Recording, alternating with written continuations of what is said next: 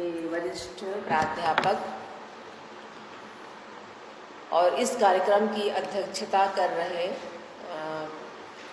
विद्वान professor doctor Vishwanath Dwivedi sir, समस्त सम्मानित प्राध्यापकगण और प्रिय विद्यार्थियों, जैसा कि आप सभी अवगत हैं, पूर्व में आपको बताया गया था कि आज ये कार्यक्रम होगा जो कि एक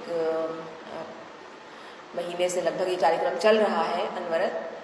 और आज का विषय मेरा है मानव जीवन में योग। तो विषय तो अच्छा रखा गया है और इसमें अगर ज़्यादा स्टूडेंट होते, छात्र छात्राएं होते तो शायद मुझे भी अच्छा लगता और उनको भी अच्छा लगता। और ये जो कार्यक्रम रखा गया है, अनवरत चल रहा है, वो सिर्फ विद्यार्थियों के लिए ज़्यादा लाभदायी सोच करके ही रखा गया है। और अगर देखा जाए तो 2 साल का जो आपका विषय का जो 3 साल का कोर्स है, उसमें 2 साल आपको योग के संबंध में अनिवार्य रूप से पढ़ने के लिए भी रखा गया है, सीखने के लिए भी रखा गया है।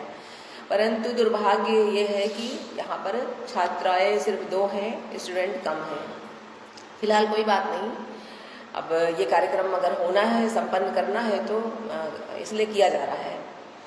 तो जहाँ तक बात है विषय की मानव जीवन में योग, तो मानव जीवन में योग का महत्व अगर देखा जाए तो बहुत पहले से रहा है, प्राचीन काल से रहा है। और भगवान शिव को आदि योगी कहा जाता है। प्राचीन मतलब शिव जी की तो मतलब अनंत हैं, उनके बारे में क्या कहा जाए, तो वो ही प्रथम योगी थे। उसके बाद देखा जाए तो घेरंड संहिता का नाम आता है, मैंने आप लोगों को बताया भी है।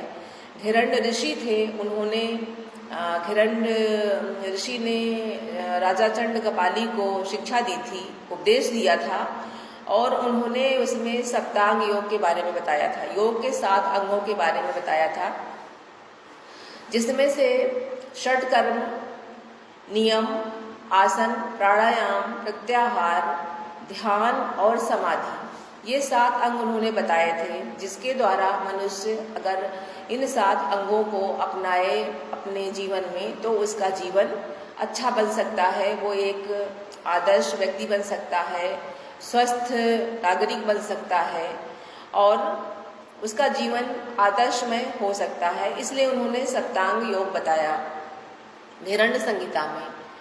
उसके बाद फिर महर्षि पतंजलि का योग जो है उसको हम लोग पढ़ते चले आ रहे हैं। और महर्षि पतंजलि का नाम तो बहुत पुराना है, प्राचीन काल से लिया जा रहा है, परंतु आजकल आप लोग देख रहे होंगे, मैं बार बार क्लास में भी कहती हूँ कि वर्तमान समय में योग गुरु रामदेव जी हैं, जिनकी बहुत ही ख्याति भी है और उन्होंने बहुत सारे महर्षि पतंजलि के नाम पर ही स्टोर खोल दिए, जिसमें बहुत सारे सामान, जैसे कि आपके दैनिक उपयोग की सारी वस्तुएं, उसमें साबुन, क्रीम, बिस्कुट, नमकीन और टूथपेस्ट वगैरह बहुत सारे सामान मिलने लगे और इतनी ज़्यादा ख्याति हो गई कि लोगों ने उसको खरीदना शुरू कर दिया और ये एक ऐसा ब्रांड हो गया कि शायद उसको हम यूज करेंगे तो स्वस्थ रहेंगे, ऐसा माना जाने लगा। तो वास्तव में योग ऐसी पद्धति है जिसको अगर हम अपनाएं तो हमारा जीवन एक आदर्श जीवन हो सकता है, हम स्वस्थ रह सकते हैं, निरोग रह सकते हैं और जितनी भी हमारे शरीर के अंदर जो अशुद्धियां हैं, जो हमारे विचारों की अशुद्धियां हैं, वो सभी धीरे धीरे दूर होने लगती हैं। चाहे हम सप्तांग योग की बात करें, चाहे हम महर्षि पतंजलि द्वारा बताए गए अष्टांग योग की बात करें, तो उनका पालन करना इतना आसान भी नहीं है, बहुत ही कठिन है। जैसा कि अभी सर ने बताया कि अपने विचारों को शुद्ध करना, शरीर को शुद्ध करना, ये प्रत्येक व्यक्ति का दायित्व बनता है। यदि हम कोई भी बात कहते हैं कि आप करें, हम अपने विद्यार्थियों से कोई काम कराना चाहते हैं तो हमें जरूर अपना आदर्श प्रस्तुत करना होगा, हमें करके दिखाना होगा। अगर हम कहते हैं कि आप समय पर आइए, नियम से पढ़ने आइए, तो हमें भी उसका पालन करना होगा, क्योंकि विद्यार्थी जो होता है वो सबसे पहले यही सोचता है कि ये तो कह रही हैं लेकिन खुद तो करती नहीं है। मैडम तो कह रही है परंतु खुद नहीं करती हैं। जैसे एक बच्चा होता है ना, उसको कुछ कहा जाए तो वो माँ से पहले क्वेश्चन करता है कि आप ऐसा क्यों कह रही हैं, आप करके दिखाइए। तो वही चीज़ है योग में भी। अब बात आती है महर्षि पतंजलि की। तो महर्षि पतंजलि ने अष्टांग योग के बारे में बताया है। उन्होंने योग सूत्र की रचना की, जिसमें उन्होंने अभी सर ने भी बताया योग चित्त वृत्ति निरोधा। वो कहते हैं कि योग से चित्त की वृत्तियों का निरोध होता है। प्रत्येक व्यक्ति का मन बहुत चंचल होता है और मन की चंचलता होना भी आवश्यक है। यदि मन चंचल नहीं है, स्थिर हो गया तो भी बेकार है। मन की चंचलता, मन चंचल होगा, जितना ज़्यादा चंचल होगा, जितनी दूर तक जाएगा, जितनी ज़्यादा चंचलता करेगा, उतना ज़्यादा वो निपुणता भी प्राप्त करेगा। परंतु ऐसा ना हो जाए कि वो चंचल रहे तो किसी काम में उसका मन लगे ना। मतलब अपने जो मन की चंचलता है उसको स्थिर कर लेना, मतलब अपने मन के ऊपर नियंत्रण प्राप्त करना ही योग है। यदि आप वास्तव में योग सीखना चाहते हैं, योग करते हैं, तो आपको अपने ऊपर नियंत्रण प्राप्त करना होगा। योगा चित्त वृत्ति निरोधा, मन की जो चंचलता है उस पर आपको कंट्रोल करना होगा, उस पर नियंत्रण पाना होगा। तो महर्षि पतंजलि ने कहा है, उसके अष्टांग योग के बारे में बताया है, जिसमें योग के 8 अंग बताए हैं, जिसमें यम, नियम, आसन, प्राणायाम, प्रत्याहार, ध्यान, धारणा और समाधि, ये 8 अंग हैं योग के। इसके अलावा आपने सभी ने हमारे अपने हिंदुओं में एक ग्रंथ है भगवद गीता, जिसको सभी लोग जानते हैं, सभी लोग उसका अध्ययन भी करते हैं। विद्यार्थियों के लिए उसका अध्ययन करना अत्यंत आवश्यक है, क्योंकि भगवद गीता में भगवान श्री कृष्ण ने उपदेश दिए हैं और उन्होंने कर्म योग को प्रधानता दी है। बहुत सारे योग हैं, बहुत सारे, लेकिन कर्म योग जो है वो प्रधान है, क्योंकि जब आप कर्म करेंगे तभी आपको फल मिलेगा। और फल की इच्छा तो सभी करते हैं, परंतु आप कर्म नहीं करेंगे, फल की ही सिर्फ इच्छा करेंगे तो कैसे फल प्राप्त होगा। तो कर्म करना अत्यंत आवश्यक है। उसमें कहा गया है योगः कर्मसु कौशलम, योग करने से आपके कार्यों की कुशलता बढ़ती है। तो योग जो है एक ऐसी पद्धति है जिसको यदि आप अपनाएंगे तो आपका जीवन सच्चरित्र आपको बनाएगा, आपका जीवन सच्चरित्र होगा। आप में भाईचारे की भावना, सद्भाव की भावना, आचरण की शुद्धता, अनुशासन, धैर्य, सहनशीलता, जितने भी अच्छे गुण हैं वो सब आप में समाहित हो जाएंगे। अब महर्षि पतंजलि का जो बताया हुआ अष्टांग योग है, जिसमें कि मैंने बताया यम, नियम, आसन, प्राणायाम, प्रत्याहार, ध्यान, धारणा और समाधि, उसमें मुख्य रूप से जो 2 चीजें हैं, यम और नियम, मुख्य रूप से जो 2 चीजें हैं यम नियम, इन्हीं को अगर पहले हम अपनाएं हैं, प्रत्येक विद्यार्थी के लिए या प्रत्येक व्यक्ति के लिए ये आवश्यक है। यम और नियम क्या है उसको पहले हम अपनाएं, उसके बाद अन्य चीजें आती हैं, क्योंकि धीरे धीरे आपके जीवन में वो सारी बातें उम्र के अनुसार आने लगती हैं, अनुभव के अनुसार आने लगती हैं। कोई भी एक बालक या बालिका है तो तुरंत उसको समाधि प्राप्त करवा देना भी ठीक नहीं है, क्योंकि ये मनुष्य का जीवन जो मिला है वो किस लिए है, वो इसलिए है कि आप पूरा जीवन जिए। और अपने यहाँ 100 वर्षों की कल्पना की गई है कि मनुष्य का जीवन जो है वो 100 साल का होता है और 25-25 वर्षों में बांटा गया है। तो जो भी 25-25 साल, जैसे कि ब्रह्मचर्य, उसके बाद फिर गृहस्थाश्रम, फिर वानप्रस्थ आश्रम, फिर संन्यास की बात आती है, तो उसको आप अच्छी तरह जिएंगे तो उसके लिए पहले यम और नियम को मानना आवश्यक है। यम और नियम क्या है उनको आप अपनाएं, उनको जानें। अब यम नियम में 5 हैं दोनों। यम है 5 सामाजिक नैतिकता, जो 5 सामाजिक नैतिकता है, और नियम में 5 व्यक्तिगत नैतिकता है। तो 10 हैं मुख्य रूप से। उन्हीं नैतिकताओं को अगर हम समझ लें, अगर उनको हम अपने जीवन में अपनाएं, तो एक आदर्श जीवन की कल्पना कर सकते हैं, आदर्श जीवन जी सकते हैं। अब वो क्या है? सत्य, अहिंसा, अस्तेय, अपरिग्रह, सत्य, अहिंसा, अस्तेय, अपरिग्रह, ब्रह्मचर्य, ये 5 चीजें हैं जिनको हम अगर अपने जीवन में अपनाएं तो हमारा जीवन अच्छा हो सकता है। बार बार पंखा देख रही हो, चला लो बस।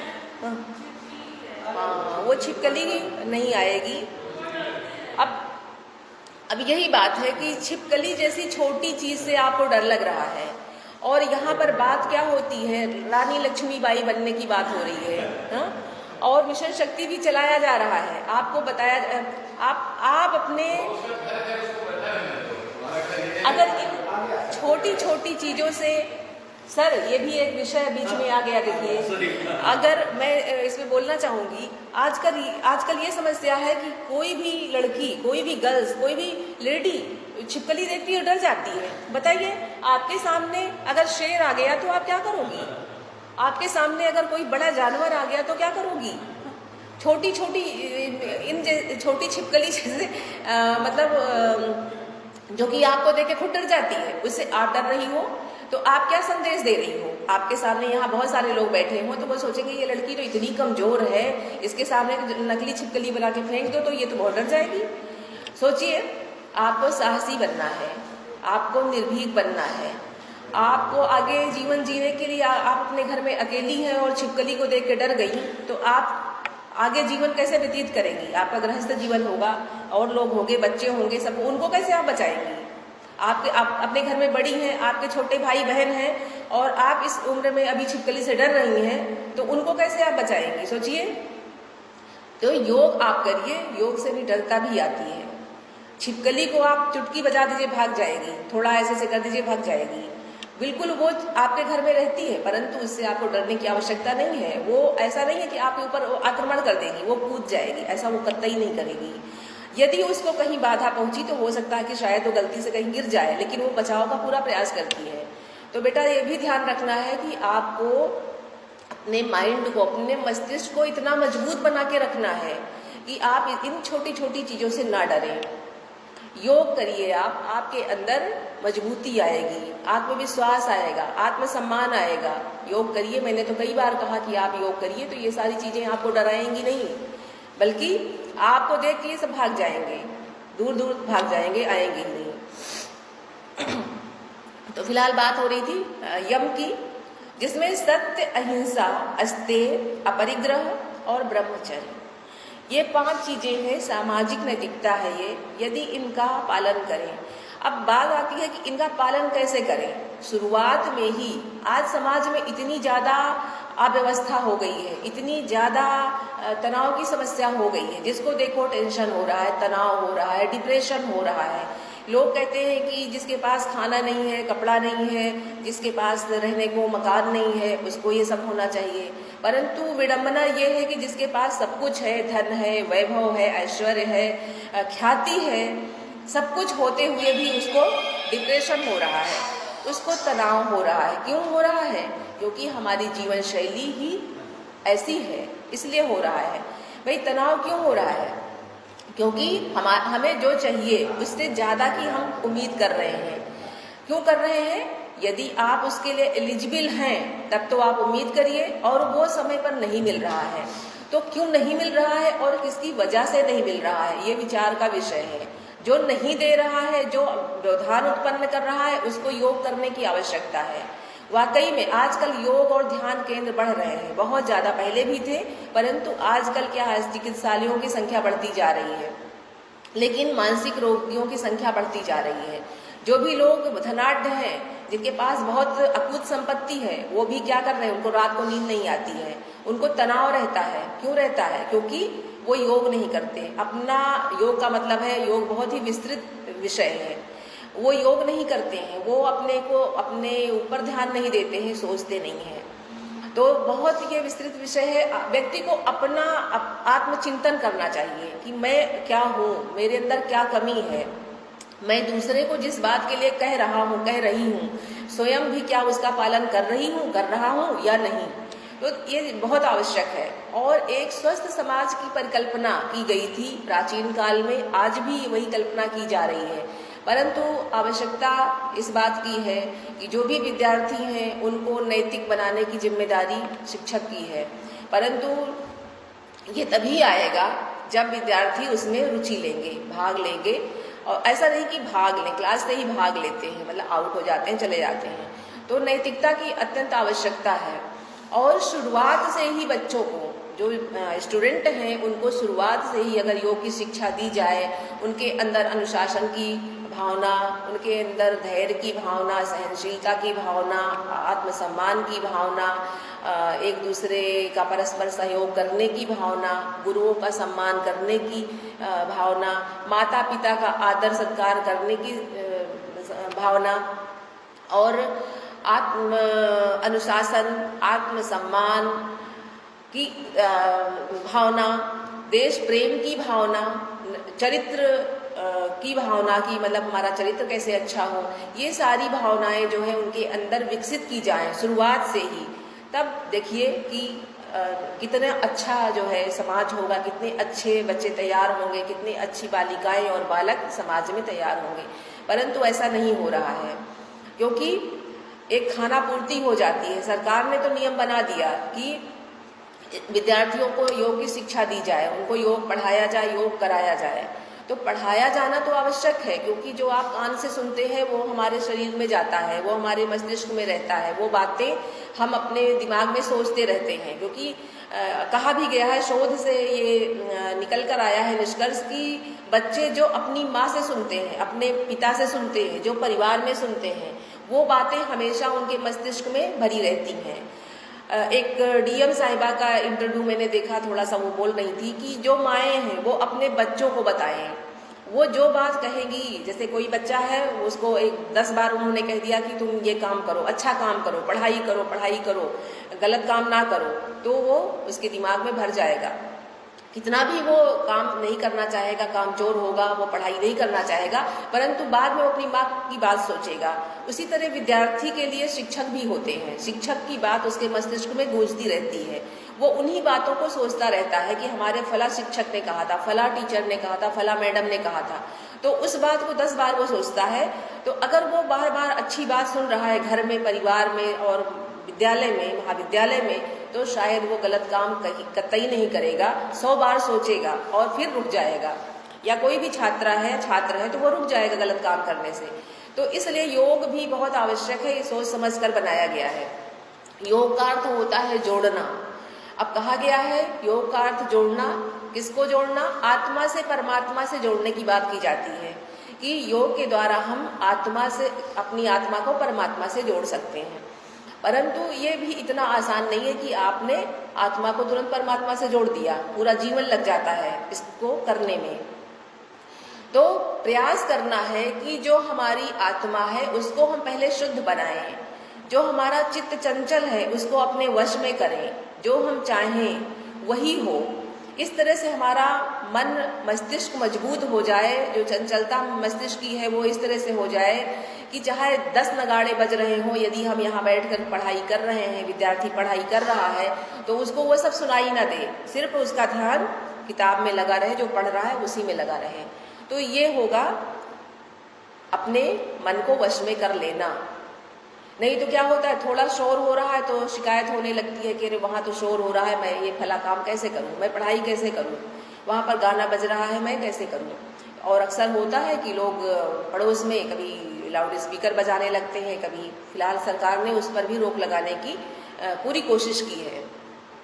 परंतु समाज में अभी भी ऐसे लोग हैं, जबकि बहुत प्राचीन काल से योग अपने समाज में व्याप्त रहा है और समाज में तमाम सारे, चाहे वो घैरण्य ऋषि ने घैरण्य संहिता लिखी हो, चाहे अष्टांग योग के बारे में महर्षि पतंजलि ने बताया हो, चाहे आज वर्तमान समय में तमाम सारे योग गुरु हो गए हैं, और जिसमें खास तौर से महर्षि पतंजलि के नाम पर ही ऋषिकेश में, हरिद्वार में तमाम सारे गुरुकुल चलाए जा रहे हैं, बहुत सारे यूनिवर्सिटियां चलाई जा रही हैं, और रामदेव जी जो है वो इसमें बहुत ज़्यादा अपना उनका योगदान है, वो बहुत प्रचार प्रसार भी कर रहे हैं योग के बारे में, योग के क्षेत्र में बहुत सारा नाम कमा रहे हैं, लोगों को सुधार रहे हैं, लोगों को शिक्षाएं दे रहे हैं। तो हमें उससे शिक्षा लेने की आवश्यकता है, और यदि हम योग करेंगे तो हमारा शरीर स्वस्थ होगा, निरोगी होगा, और हमारा आचरण शुद्ध होगा, हम स्वस्थ होंगे, निरोग होंगे। यदि हम स्वस्थ होंगे, निरोग होंगे, तो शायद समाज भी स्वस्थ होगा, निरोग होगा, और आने वाली पीढ़ी जो है वो स्वस्थ हो, निरोगी हो, तनावग्रस्त ना हो, इसकी अत्यंत आवश्यकता है। क्योंकि आज के समय में किसी के पास धन की कमी तो शायद कम है, परंतु व्यक्ति के मन तो उसका जो है क्या है, धन कमाने में ही लगा रहता है। क्योंकि कोई भी व्यक्ति बहुत ज़्यादा धन कमाना चाहता है। मैंने एक दिन क्लास में पूछा था तो लगभग सारे बच्चों ने यही कहा एक दिन मुझसे कि मैं बहुत ज़्यादा धन कमाना चाहता हूँ मैडम, कैसे कमाऊँ। लड़कियों ने भी कहा था, लड़कों ने भी। तो मैंने कहा कि बेटा, धन कमाने का कोई शॉर्टकट नहीं है, आपको मेहनत करनी पड़ेगी। और आज पढ़ाई आप कर रहे हैं, पढ़ाई का समय है, तो पढ़ाई छोड़कर अगर आप धन कमाने के चक्कर में लग जाएंगे तो फिर शिक्षा अधूरी रह जाएगी। तो शिक्षा भी आप ग्रहण करिए, तभी आप धनोपार्जन कर सकते हैं। परंतु ये बात सही है कि धन की ज़्यादा उपयोगिता है, लेकिन वो उपयोगिता कैसे है, जब हम उसको नेक कार्यों में लगाएं। यदि हम नेक कार्यों में लगाएंगे तभी उसका हम भरपूर उपयोग कर पाएंगे। होता क्या है, आज जैसे रतन टाटा जी एक्सपायर हो गए, उनकी बात हो रही है, बहुत लोग श्रद्धांजलि अर्पित कर रहे हैं, बहुत सारे लोग लेक्चर झाड़ रहे हैं, फेसबुक पे भरा हुआ है। परंतु किसी युवा ने सोचा कि वैसे हम भी मेहनत करें। भाई ठीक है, आप भी वैसे ही मेहनत करिए, वैसे ही काम करिए अपने देश के लिए, अपने समाज के लिए। ये शुरुआत कहाँ से होगी? घर से होगी। ये कार्यक्रम भी खास तौर से विद्यार्थियों के लिए है, इसलिए मैं खास तौर से यहाँ 2 छात्राएं यहाँ पर उपस्थित हैं, उन्हीं के लिए मैं कह रही हूँ कि ये तभी हो सकता है जब आप अपनी जो अभी वर्तमान में अभी जो काम कर रही हैं उसको पूरा कर लें। आपने अगर पढ़ाई छोड़ दी और धन कमाने में लग गए तो शिक्षा अधूरी रह जाएगी। यदि आपने ये पढ़ाई पूरी कर ली तो आप जो चाहें वो बन सकते हैं। आप डीएम बन सकते हैं, आप एसपी बन सकते हैं, आप प्रोफेसर बन सकते हैं, आप प्रिंसिपल बन सकते हैं, अन्य क्षेत्रों में भी आप जा सकते हैं, आप अच्छे बिजनेसमैन बन सकते हैं, नहीं तो आप एक अच्छे नागरिक तो बन ही सकते हैं। यदि आपने कोई भी काम ना किया तो ऐसा नहीं है। कहा जाता है कि जिस घर की महिला शिक्षित होती है उसका पूरा परिवार जो है वो शिक्षित होता है। इसलिए लड़कियों की शिक्षा बहुत आवश्यक है, लड़कियों की पढ़ाई बहुत आवश्यक है, उनको योग की अत्यंत आवश्यकता है। यदि वो स्वस्थ होंगी, निरोगी होंगी, चरित्रवान होंगी तो आने वाली पीढ़ियां भी अच्छी होंगी। तो लड़कियों का भी शिक्षित होना, चरित्रवान होना बहुत आवश्यक है। उसी तरह से पुरुषों के लिए भी, बालकों के लिए भी, उनका भी अधिकतर होता क्या है कि लोग बालकों पर ध्यान नहीं देते, लड़कों को ध्यान नहीं देते, लड़कियों को ज्यादा टोकते हैं, रोकते हैं, परंतु लड़कों को नहीं रोकते टोकते। जिसकी वजह से क्या है, समाज में इतनी सारी समस्याएं हैं, इतनी विसंगतियां हैं कि माता पिता तो परेशान हो ही रहे हैं, सरकार को भी इतना ज़्यादा परेशान होना पड़ रहा है कि बहुत सारी तमाम सारी जो संस्थाएं हैं जिनको शिक्षा देनी चाहिए उनको अन्य कार्यक्रमों को कराने के लिए लगा दिया गया है कि मिशन शक्ति की शिक्षा दीजिए, मिशन शक्ति लड़कियों को बताइए, लड़कों को बताइए, और सड़क सुरक्षा बताइए। जबकि ये सारे कार्यक्रम तो ऐसे हैं जो कि ज़्यादा बताने की इनकी आवश्यकता ही नहीं थी। यदि इनको माता पिता अपने घर में बता देते कि बेटा गलत रास्ते पर मत जाना, बहुत तेज साइकिल मत चलाना, बहुत गलत जगह पर मत जाना, समय पर निकलो, समय पर घर आओ, अगर ये शिक्षा घर में ही दे दी जाए बच्चे को तो मेरे ख्याल से सरकार को परेशान ही नहीं होना पड़ेगा। परंतु ये अनावश्यक खर्चे, अनावश्यक समय की बर्बादी सब करनी पड़ रही है, जो कि आज वर्तमान समय में मजबूरी बन गई है। परंतु उसका भी उतना ज़्यादा असर नहीं हो रहा है। क्यों नहीं हो रहा है?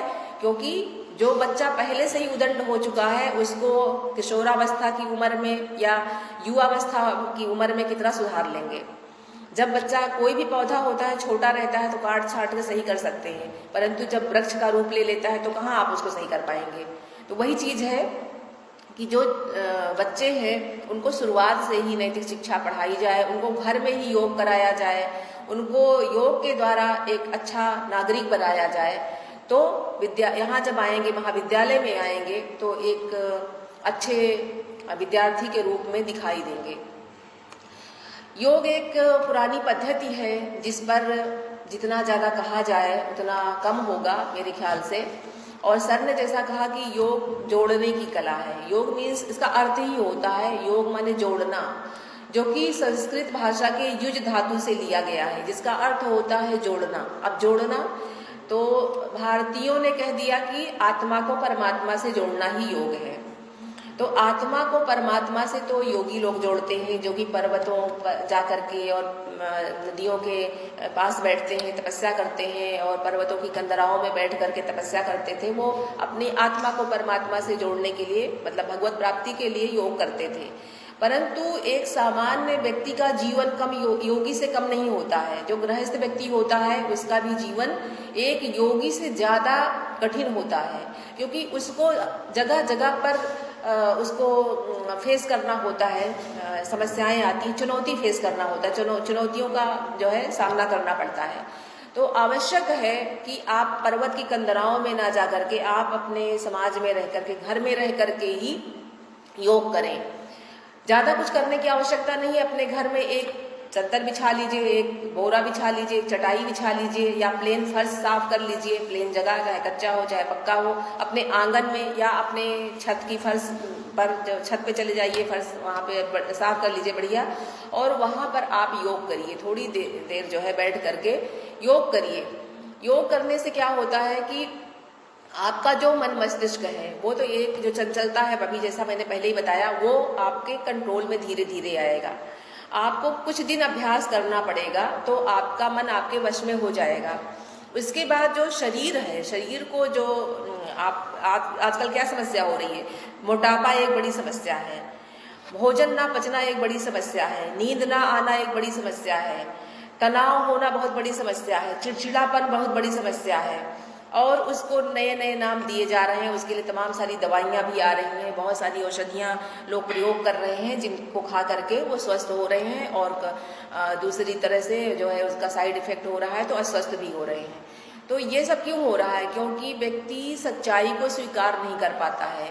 वो कभी भी नहीं मानता कि मेरे अंदर ये कमी है, मुझे अब अपने को सुधारना है, मुझे धर्म का, नियम का पालन करना है। यदि व्यक्ति स्वयं सोच ले, अपनी कमी को सुधार ले, परंतु ये एक चेन की तरह से है। आज जो ये समस्या हो रही, तनाव हो रहा है, उसकी शुरुआत में जितने जो चेन है वो चल रही है। अब उसमें ज़्यादा विस्तृत यहाँ बोला भी नहीं जा सकता, क्योंकि मैं यहाँ मंच पर हूँ, तो कुछ बातें ऐसी हैं जो कि बोली नहीं जा सकती हैं। परंतु वही है, विद्यार्थी को समय पर वो पढ़ाई कर रहा है, परिणाम नहीं मिल रहा है, उसका परीक्षा परिणाम सीधे नहीं आ रहा है, नियुक्तियों के लिए आवेदन करता है तो टलता चला जा रहा है, ओवर एज हो गया, उसका चयन ही नहीं हो पाया, उसने मेहनत की। अब व्यक्ति मेहनत कर रहा है तो वही है ना कि फल की प्राप्ति तो चाहिए ही, फल तो मिलना चाहिए ना। यदि कर्म करेंगे तो फल भी चाहिए। उसी तरह शिक्षक है, शिक्षक भी मेहनत कर रहा है, पढ़ाने आपको आ रहा है, तो उसको भी थोड़ा सराहना मिलनी चाहिए। शिक्षक को भी उसके ऊपर के जो अधिकारी हैं वो भी सराहना करें, और जो यहाँ पर विद्यार्थी हैं वो भी उसको जो ज्ञान दे रहा है उसका भी जो है क्या करें, उसको सुने ध्यान से। ये नहीं कि शिक्षक बता रहा है तो ध्यान आपका कहीं और है। तो वो भी चाहता है, क्योंकि हर व्यक्ति कितना भी कहे कि मुझे पुरस्कार और प्रोत्साहन नहीं पसंद है, वो सभी को पसंद होता है प्रोत्साहन और पुरस्कार। अब शिक्षक क्या है, उसका प्रमोशन ही नहीं होता है, प्रमोशन लटका हुआ है, उसके लिए भी अब शिक्षक के मन में असंतोष हो रहा है कि समय पर प्रमोशन नहीं हुआ। अब ये भी क्या है, अब क्यों नहीं हो रहा है? यदि योग सिखाया गया होता लोगों को तो इतना लटकता ही ना काम, क्यों लटक गया भाई, क्यों टाइम पर नहीं मिल रहा है? क्योंकि जो समय व्यतीत हो जाता है वो वापस नहीं आता। समय बहुत ही महत्वपूर्ण है, समय को किसी ने पकड़ के नहीं रखा, समय मुट्ठी में बांधा नहीं जा सकता है। तो प्रत्येक जो चीज महत्वपूर्ण है। यदि शुरू से अगर जो भी इन चीज़ों में लोग लिप्त हैं उनको योग की शिक्षा दी गई होती, शायद उनको अनुशासन सिखाया गया होता, उनको चरित्र सिखाया गया होता, उनको सदाचार सिखाया गया होता, उनमें सद्भाव की भावना भरी गई होती, तो शायद समय पर प्रमोशन भी हो जाता। आज प्रमोशन नहीं हो रहा है। इसी तरह किसानों की समस्या है। किसान जो है खेती करता है, बीज बोता है, खेतों में मेहनत करता है और सोचता है कि अब जो है वर्षा होगी। अब पता चला ईश्वर ने वर्षा ही नहीं की, खेती सूख गई। उसके अलावा उसको उचित जो है मूल्य नहीं मिल रहा है, या वो कर्ज लेके काम कर रहा है तो पता चला कि उसकी कृषि बेकार हो गई। तो अब क्या हो रहा है कि वो आत्महत्या कर लेते हैं। क्यों कर लेते हैं आत्महत्या? उसकी वजह है उनको योग की शिक्षा नहीं दी गई, उनको योग नहीं पढ़ाया गया। जैसे एक छोटी सी छिपकली देख करके आप डर गई, उसी तरह वो डर जाता है कि अब क्या होगा, अब तो मैं कर्ज में डूब जाऊंगा, और वो आत्महत्या करने की सोचने लगता है। तो अब उनको भी अगर योग सिखाया गया होता, योग की शिक्षा दी गई होती, तो शायद इतने कर्ज में ही ना डूबते, और कर्ज में डूब भी रहे होते तो आत्महत्या ना करते, क्योंकि आत्महत्या भी एक अपराध है। ये जीवन जो मिला हुआ है वो जीवन अनमोल है। जीवन को आप प्राप्त कर नहीं सकते जबरदस्ती, क्योंकि माता पिता ने आपको उत्पन्न किया है, हम उनकी संतानें हैं, ईश्वर की भेजी हुई संतानें हैं। तो जब हम कोई नई चीज नहीं बना सकते तो हम अपने जीवन को खत्म क्यों करें? जीवन एक अमूल्य निधि है, उसको जैसे भी मिला है उसको सजाना है, संवारना है। आत्महत्या सोचना बहुत ही बड़ा अपराध है, परंतु ऐसा ही हो रहा है कि जो लोग थोड़ा सा मस्तिष्क कमजोर हो गया, मन मस्तिष्क कमजोर हो गया, वो आत्महत्या कर लेते हैं, वो मरने की सोचने लगते हैं।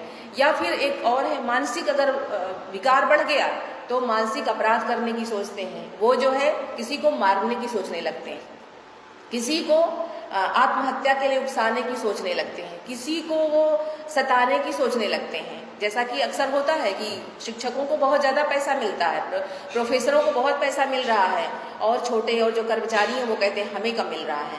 तो वो ये नहीं सोचते कि हमने तो कम शिक्षा ग्रहण की है, हमने कम मेहनत की है, और उन लोगों ने बहुत ज़्यादा शिक्षित हैं, वो इतनी मेहनत की है तब वहाँ पहुँचे हैं, तब उनको फल मिल रहा है। परंतु व्यक्ति अपने को नहीं देखता, अपनी कमियों को नहीं देखता, वो दूसरे की कमियों को तुरंत ढूंढने लगता है। तो ये सारी चीज़ें वही है कि योग अगर उनको सिखाया गया होता, उनको योग की शिक्षा दी गई होती, उनके आचरण में शुद्धता भरी गई होती, तो शायद ये सारी बातें वो ना करते। और वो यही सोचते कि किसी के अधिकार को छीनना, किसी की जो चीज़ें हैं उसको समय पर ना देना, किसी की चीज़ों को छुपा लेना, चोरी कर लेना, वो भी एक बहुत बड़ा अपराध है। तो मैंने अभी जब बताया यम और नियम, यम में क्या है? सत्य, अहिंसा, अस्तेय, अपरिग्रह और ब्रह्मचर्य, ये 5 चीजें हैं जो कि सामाजिक नैतिकता है। तो सत्य में क्या है? सत्य बोलिए, वो बोलना भी है, आचरण भी करना है, और लोगों को सिखाना भी है, सत्य। उसके बाद है अहिंसा, अहिंसा में सब कुछ आ जाता है। अहिंसा में मन, वचन और कर्म, ना मन से आप अहिंसा करिए, ना वचन, बुरे वचन बोलना भी एक हिंसा है ना। किसी को अपशब्द बोल देना वो भी हिंसा ही है, किसी को गाली दे देना वो भी हिंसा ही है। तो मन, वचन और कर्म, कर्म भी जो भी काम करें उससे किसी को पीड़ा ना पहुँचे, किसी को मतलब उसको हिंसा ना करें, हम हिंसा ना पहुँचाएं, किसी को पीड़ा ना पहुँचाएं, मन, वचन और कर्म से। गौतम बुद्ध ने भी यही कहा है कि मन, वचन और कर्म से किसी को हिंसा नहीं पहुँचानी, हिंसा नहीं करनी है। गांधी जी ने भी यही कहा है। तो सत्य, अहिंसा, अस्तेय, अस्तेय क्या है? चोरी ना करना, अस्तेय। अपरिग्रह, दूसरे की वस्तु, लालच ना करना, बहुत ज़्यादा की अपेक्षा ना करना, किसी की बहुत अच्छी चीज़ है तो उसको चुराने की सोच लेना, किसी का पेन बहुत अच्छा है तो उसको चुरा लें, या किसी की गाड़ी बहुत अच्छी है तो हमारे पास उतना पैसा नहीं है तो हम उससे ईर्ष्या करने लगते हैं, अरे उसने इतनी बड़ी खरीद ली।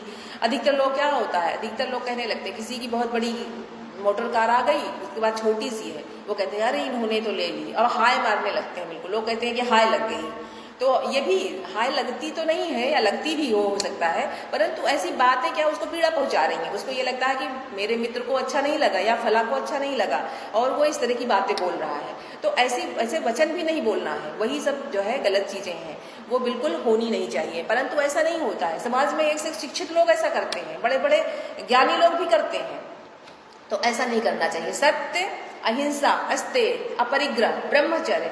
अब अधिकतर बच्चे क्या है, अभी यहाँ बहुत लड़के बैठे होते, भरे होते, तो तुरंत मुझसे तो पूछते हैं मैडम बताइए ब्रह्मचर्य क्या है। कई बार मुझसे पूछा भी यहाँ क्लास में। तो ब्रह्मचर्य का मतलब है ब्रह्म की तरह से आचरण करना। ब्रह्मचर्य कोई गलत शब्द नहीं है, ब्रह्म की तरह से आचरण करना। वो चाहे कोई बालिका हो, चाहे कोई बालक हो, चाहे कोई स्त्री हो, चाहे कोई पुरुष हो, ब्रह्म की तरह से आचरण करना ही ब्रह्मचर्य है। और आप लोगों ने तो समाजशास्त्र भी आप पढ़ते हैं, तो 25 साल तक अपने यहाँ ब्रह्मचर्य आश्रम में रहने की बात कही गई है कि 25 साल तक आप ब्रह्म की तरह से आचरण करिए, तभी आप जो है आपके चेहरे पर तेज रहेगा, आपको शिक्षा अच्छी प्राप्त आप कर सकेंगे, आप जो याद करेंगे याद रहेगा, आप जो जिस क्षेत्र में जाना चाहेंगे उसमें जा सकेंगे। फिर गृहस्थ की बात आती है कि आप शादी विवाह करके गृहस्थ जीवन जिए। तो ये सारी चीज़ें हैं। तो ये जो 5 सामाजिक नैतिकता है वो सिखाई गई है। यदि बच्चे के अंदर ये 5 सामाजिक नैतिकताएं हों, यम वाली, जो यम में 5 बातें बताई गई हैं, तो व्यक्ति गलत बात कर ही नहीं सकता, कोई अपराध कर ही नहीं सकता। फिर आता है नियम। नियम भी 5 हैं। अब यम के बाद नियम में 5 जो है वो व्यक्तिगत जो है वो व्यक्तिगत नैतिकता है, सामाजिक नहीं है, व्यक्तिगत नैतिकता है, जिसमें है शौच, संतोष, तप, धैर्य। 5 चीजें हैं: शौच, संतोष, तप, धैर्य और सहनशीलता। ये 5 गुण हैं जो कि व्यक्ति के अंदर होने चाहिए। शौच का मतलब है शुद्धता से मतलब है हमारा मन, शरीर, आचरण सभी जो है शुद्ध होना चाहिए। यदि वो शुद्ध नहीं होगा तो क्या होगा? ज़्यादा असर नहीं होगा। इसीलिए शुद्धता की बात होती है, सफाई की बात होती है। कहा जाता है कि आप अपने वस्त्रों को साफ करिए और अपने शरीर को भी शुद्ध करिए। प्रातःकाल शौच की व्यवस्था की गई है। क्यों? क्योंकि प्रातःकाल ही आपका शरीर शुद्ध हो जाए, हल्का हो जाए, साफ हो जाए। दांतों को साफ करते हैं, स्नान करते हैं। क्यों करते हैं? क्योंकि शरीर का शुद्ध होना भी अत्यंत आवश्यक है। तो शौच। फिर तप करना भी प्रत्येक व्यक्ति के लिए तपस्वी होना भी आवश्यक है। विद्यार्थी के लिए तो अत्यंत आवश्यक है, परंतु प्रत्येक व्यक्ति के लिए भी तप का महत्व है। जहाँ पर आप हैं वहाँ पर जिस तरह की आवश्यकता है, यदि शिक्षक है तो वो तप करता है, विद्यार्थी है तो उसको भी तप करना पड़ता है। बिना तप किए आपको ज्ञान नहीं प्राप्त होगा, आपको ज्ञान नहीं मिल पाएगा जब तक आप तपस्या नहीं करेंगे, तप नहीं करेंगे। तो तप आवश्यक है, स्वाध्याय करिए। शौच, तप, धैर्य प्रत्येक व्यक्ति के लिए अत्यंत आवश्यक है। यदि व्यक्ति में धैर्य नहीं है तो उसको बहुत परेशानियों का सामना करना पड़ेगा। प्रत्येक व्यक्ति के जीवन में धैर्य की बहुत ज़्यादा आवश्यकता है। धैर्य। सहनशीलता, सहनशील होना भी अत्यंत आवश्यक है, क्योंकि सहनशीलता एक ऐसा गुण है जो कि व्यक्ति के अंदर अगर नहीं है तो वो सफल नहीं होगा। क्योंकि चाहे वो समाज हो, चाहे घर हो, चाहे परिवार हो, चाहे कहीं भी आप बड़े ओहदे पर पहुंच जाएं या आप विद्यार्थी जीवन में रहें, आपको जगह जगह पर सहनशीलता दिखानी पड़ती है। खेल के मैदान में हो वहाँ भी सहनशीलता दिखानी पड़ती है। तो सहनशीलता भी अत्यंत आवश्यक है। उसके बाद स्वाध्याय, ईश्वर प्राणिधान ना, ईश्वर प्राणिधान। ईश्वर प्राणिधान का मतलब है ईश्वर के प्रति आप कृतज्ञ रहें, ईश्वर के प्रति निष्ठावान रहें, ईश्वर ने जो भी आपको चीज़ें दी हैं उसी में संतोष रखें ना। ईश्वर बहुत बड़ी एक ऐसी शक्ति है, एक ऐसी चीज़ है जिसके लिए शुरू से बताया जाता है प्रत्येक धर्म में, चाहे हिंदू धर्म हो, चाहे मुस्लिम धर्म हो, चाहे ईसाई धर्म हो, पारसी धर्म हो, लेकिन सभी धर्मों में बताया गया है कि कोई एक ऐसी शक्ति है जो इस संसार को चला रही है और उसके प्रति आस्थावान रहना है। वो हम चाहे मूर्ति पूजा के माध्यम से पूजा करें, चाहे मस्जिदों में लोग नमाज पढ़ते हैं, चाहे और भी अन्य धर्मों के लोग गुरुद्वारे में जाते हैं, कुछ और। तो ईश्वर एक ऐसी चीज़ है, एक ऐसी शक्ति है जिसने जो चीज़ें बनाई हैं उनको वैसे ही स्वीकार करना है, उसके प्रति आस्थावान रहना है। जैसे कि पृथ्वी है, जल है, आकाश है, धरती है, तमाम सारी वनस्पतियाँ हैं, तमाम सारी औषधियाँ हैं, वो सब हमें कहाँ से मिलती हैं? सब हमें ईश्वर ने ही दिया हुआ है। तो ईश्वर के प्रति हमें निष्ठावान रहना, आस्थावान रहना भी अत्यंत आवश्यक है। तो ये 5 चीज़ें हो गई: शौच, संतोष, तप, स्वाध्याय, ईश्वर प्राणिधान। उसमें मैंने सहनशीलता भी एक बता दिया, वो एक गुण ही उसके अंदर है, लेकिन ये लास्ट में ईश्वर प्राणिधान ही है। तो 5 सामाजिक नैतिकता है और 5 व्यक्तिगत नैतिकता है। तो यम और नियम, इन दोनों चीज़ों का अगर व्यक्ति अपने जीवन में पालन करता है तो उसका जीवन अच्छा बन जाता है और शायद गुंजाइश कम रहती है अस्वस्थ होने की, मानसिक रूप से कमज़ोर होने की, या व्यक्ति को समाज में सामंजस्य बैठाने की। तो इन्हीं चीज़ों पर अगर कोई फोकस करे तो उसका जीवन अच्छा हो सकता है। फिर बात आती है आसन की। आसन क्या है? आसन का मतलब है सुख आसन, जिसमें आपको सुख मिले, जिसमें आपको आराम मिले, वही आसन है। उसके लिए पद्मासन करते हैं, उसके लिए पद्मासन में बैठ सकते हैं, आप शीर्षासन भी लगा सकते हैं, आप चाहें तो वज्रासन कर सकते हैं, आप चाहें बहुत सारे आसन हैं। आसन की तो बात ही निराली है, कितने भी आसन आप कर सकते हैं। तो आसन जो है वो इसलिए किया जाता है कि शरीर को मतलब एक मुद्रा होती है उसमें रखने की। आसन करने से व्यक्ति का शरीर सुडौल होता है, स्वस्थ बनता है। आसन। फिर आता है प्राणायाम। प्राणायाम क्या है? प्राण धन आयाम।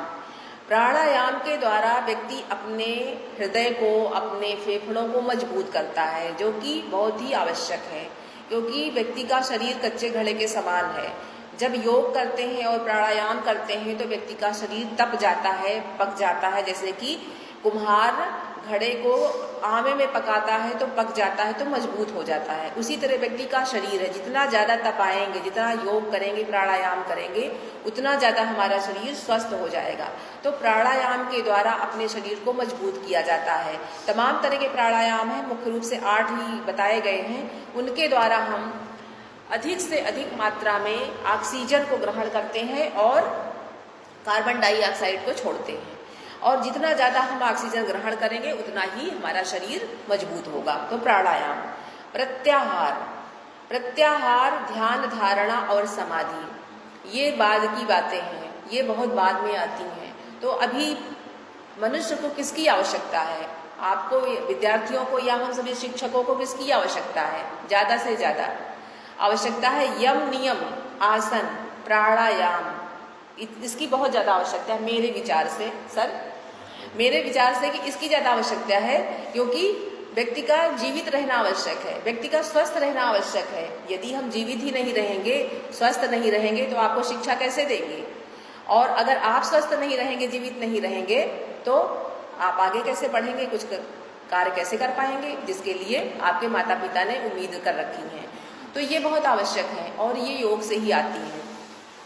तो योग एक इतना विस्तृत क्षेत्र है कि इसके बारे में यदि कोई दिन भर बोले तो भी कम पड़ जाएगा। ये बहुत ही बड़ा क्षेत्र है। शारीरिक शिक्षा से जुड़ा हुआ ही ये क्षेत्र है। शारीरिक शिक्षा के जो विषय पढ़ते हैं बच्चे, उनको भी यही सिखाया जाता है कि व्यक्ति के अंदर शक्ति, सहनशीलता, धैर्य, लोच मतलब लचकता, ये सब गुण होने चाहिए। यदि ये 5 गुण होते हैं, सहन शक्ति, धैर्य, लचकता, सहनशीलता, तो व्यक्ति जो है वो क्या करता है? एक अच्छा खिलाड़ी बन जाता है, एक अच्छा नागरिक बन जाता है। तो वही चीज़ें योग के द्वारा भी आती हैं। योग आसान है। योग करने के लिए आपको यदि कोई एक अच्छा निर्देशक मिल जाए, कोई ऐसा व्यक्ति मिल जाए जो कि आपको निर्देश दे कि योग कैसे करना है। यदि गलत तरीके से योग करेंगे, योग की क्रियाओं को करेंगे, तो नुकसान भी हो सकता है। तो अगर कोई प्रशिक्षित व्यक्ति है, वो उसके निर्देशन में आप कुछ दिन योग करें, फिर आप सीख जाएंगे, तो आप स्वयं योग कर सकते हैं। और इसमें किसी बहुत ज़्यादा ना तो उपकरण की आवश्यकता है, महंगे उपकरण की, ना किसी वस्तु की। बहुत ही सस्ता माध्यम है। इसमें सिर्फ एक चटाई या चद्दर, या नहीं कुछ है तो बोरा ही बिछा करके, नहीं कुछ है तो ऐसे ही फर्श को साफ करके बैठ सकते हैं और कर सकते हैं। योग कई तरह से किया जाता है। बैठ करके भी किया जाता है, खड़े होकर के भी किया जाता है, लेट करके भी किया जाता है, पीठ के बल लेट करके किया जाता है, पेट के बल लेट करके किया जाता है। और प्रत्येक योग का अलग अलग महत्व है। जिसको जितनी समस्या है, जिस प्रकार की समस्या है, उसके लिए उस तरह का योग किया जाता है। परंतु अगर प्रत्येक व्यक्ति सिर्फ पद्मासन करे, बैठ करके करने में से पद्मासन कर ले, उसके बाद खाना खाने के पश्चात वज्रासन कर ले, उसके बाद खड़े होकर के ताड़ासन कर ले, उसके अतिरिक्त लेट करके, पेट के बल लेट करके भुजंगासन कर ले, और पीठ के बल लेट करके धनुष आसन कर ले, धनुरासन जिसको बोलते हैं।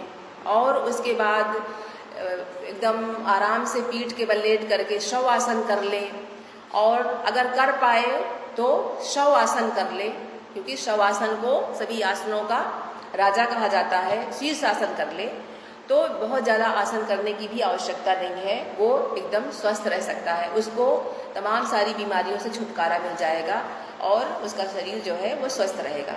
तो इन सारे आसनों को करके भी हम अपने शरीर को स्वस्थ रख सकते हैं। उसके अलावा तो आसन बहुत प्रकार के हैं। परंतु वर्तमान समय में लोगों को भूख नहीं लगती है, भोजन पचता नहीं है, गैस बनती है, ये सब है। तो उसके लिए मैंने बताया वज्रासन। वज्रासन करेंगे तो ये सारी समस्याएं जो है आपको छुटकारा दे देंगी। तनाव की समस्या बहुत बड़ी समस्या है, उसके लिए अगर ताड़ासन करेंगे तो तनाव कम होगा। वृक्षासन कर ले, ताड़ासन कर ले तो उससे भी समस्या दूर हो जाएगी। उसके अलावा भुजंगासन बताया मैंने। भुजंगासन यदि करेंगे तो आपको रीढ़ की हड्डी से संबंधित जो भी समस्याएं होती है उसी से पूरा शरीर जो है प्रभावित होता है। तो अगर हम भुजंगासन कर लें तो वो समस्याएं दूर हो जाएगी। फिर पीठ के बल लेट करके धनुषासन कर लें या नौका आसन कर लें तो उससे आपका जो अधिकतर होता है कि पेट आगे निकल रहा है ना, पेट निकलता है। हर व्यक्ति स्लिम ट्रिम दिखना चाहता है और दिखना भी चाहिए, क्योंकि आगे बहुत ज़्यादा पेट निकला हुआ रहता है तो चाहे महिला हो चाहे पुरुष हो वो बेडौल लोगों को लगता है, अपने को भी फील होता है, अच्छा भी नहीं लगता है। तो उसके लिए क्या करना है, नौका आसन करिए या धनुष आसन करिए, उससे आप स्वस्थ दिखेंगे, स्मार्ट दिखेंगी, फिट दिखेंगी, स्वस्थ लगेगा, आपको अच्छा लगेगा। तो ये आसन करिए। उसके बाद शीर्षासन। शीर्षासन थोड़ा कठिन होता है, उसके लिए आप दीवार का सहारा ले सकते हैं, दीवार के सहारे आप कर सकती हैं या सपोर्ट करके। कोई घर में छोटी बहन है, भाई है, भाई कर रहे हैं या क्लासरूम में यहाँ मैं सिखाती हूँ तो यहाँ पर भी कोई हेल्पर आपको मैं खुद ही बता दूंगी। तो शीर्षासन, लेकिन इसके लिए एक नियम है कि योग जब भी करिए खाली पेट करिए। ये नहीं कि खाना खाने के पश्चात, यदि पेट में भोजन भरा हुआ है तो वो नुकसान पहुंचाएगा। भोजन के कम से कम 4 घंटे, कम से कम 4 घंटे के पश्चात ही आसन करना चाहिए, योग करना चाहिए। नहीं तो प्रातः काल स्वच्छ वातावरण में खाली पेट योग किया जाता है। योग करने से पहले जो भी दैनिक क्रियाएं हैं उनको कर लीजिए, पेट को खाली कर लीजिए, तब योग करिए। कोशिश करिए कि साफ ताज़ी ठंडी हवा हो। यदि कोई पोखरा, तालाब, नदी का किनारा हो तो और अच्छा रहेगा। यदि ऐसा नहीं है, यदि प्राकृतिक वातावरण है, पेड़ पौधे लगे हैं, वहाँ उसके पास बैठ के करेंगे तो और अच्छा लगेगा, क्योंकि स्वच्छ वायु जो होती है वो मन को ठंडक पहुंचाती है, मन को शीतलता देती है और ऑक्सीजन भी पहुंचाती है। तो अपने आसपास थोड़े वृक्ष लगाइए, घर में गमले में रख लीजिए, तुलसी का पौधा लगा लीजिए, उससे ऑक्सीजन मिलती है। या घर में जो भी पेड़ पौधे हैं उनके पास आप चटाई बिछा करके योग करिए तो आपको असली आनंद आएगा और योग का पूर्ण जो फायदा मिलना है वो मिलेगा, वरना कोई फायदा नहीं मिलेगा। तो मेरे ख्याल से मैंने अपने इस जो मेरा लेक्चर है इसमें अगर बहुत सारे बच्चे होते, बहुत सारे स्टूडेंट होते तो शायद उनको लाभ पहुंचता, उनको शायद कुछ उन पे असर पड़ता, वो सुनते तो उनको ठीक लगता, परंतु वो है ही नहीं। तो हम सभी तो शिक्षक जो हैं वो स्वयं जानकार ही हैं, स्वयं को पता ही है, स्वयं लोग करते भी हैं, योग करते हैं, योग के लिए लोगों को प्रेरित भी करते हैं। तो मेरे ख्याल से आप लोगों को बताने की तो कोई आवश्यकता ही नहीं है। परंतु ये चूँकि एक कार्यक्रम चल रहा है जो मतलब पुराने 2 महीनों से, पिछले 2 महीनों से चल रहा है, उसकी कड़ी को आगे बढ़ाना था तो ये कार्यक्रम रखा गया। मैं पुनः आप लोगों से यही कहना चाहूँगी कि योग पुरानी पद्धति है, भारतवर्ष की प्राचीन पद्धति है और यह निःशुल्क पद्धति है, निःशुल्क एक क्रिया है जिसको अगर हम चाहें तो अपने जीवन में अपनाएं और जीवन को स्वस्थ, निरोगी और सफल बनाएं।